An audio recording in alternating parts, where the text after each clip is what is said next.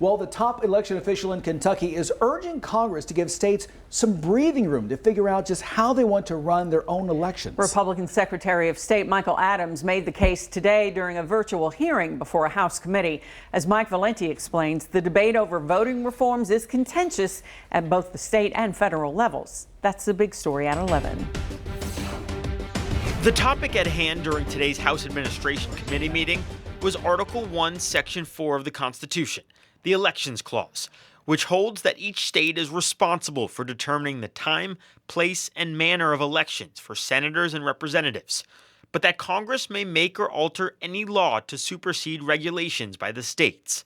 While the other three witnesses pointed to this clause as evidence of Congress's broad authority, Secretary of State Michael Adams took a different route, arguing that states, for the most part, should be left alone. Kentucky knows best what's best for Kentucky. And I would urge you to let Kentucky be Kentucky. Let Louisiana be Louisiana and Vermont be Vermont. And respect the laboratories of democracy that lead to innovation in a decentralized election system. UK election law professor Josh Douglas agrees with the theory that states should figure out election laws. But he says that only makes sense if they work in a bipartisan fashion to make it easier to vote. The problem is that you have states like Texas, like Georgia, passing laws with clear partisan intent and a partisan backing. And that does not instill confidence in the voting process for the other side.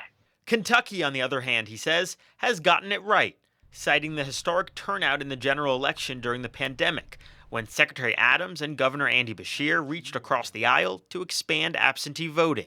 The expanded voting reforms and enhanced security measures we implemented proved so successful and so popular, and our legislature just made most of them permanent. Without mentioning names, Adams did say he does not agree with some Republican proposals to change voting, but he says the solution is not a federal bill like H.R. 1 or the For the People Act, which is largely supported by Democratic lawmakers. The sweeping voting rights measure includes automatic voter registration, more days for early voting, and an expansion of mail-in voting. Douglas supports it, but he also recognizes that without breaking the filibuster, Democratic lawmakers in the Senate need Republican support, and that means compromises will have to be made. Mike Valenti, LEX 18 News.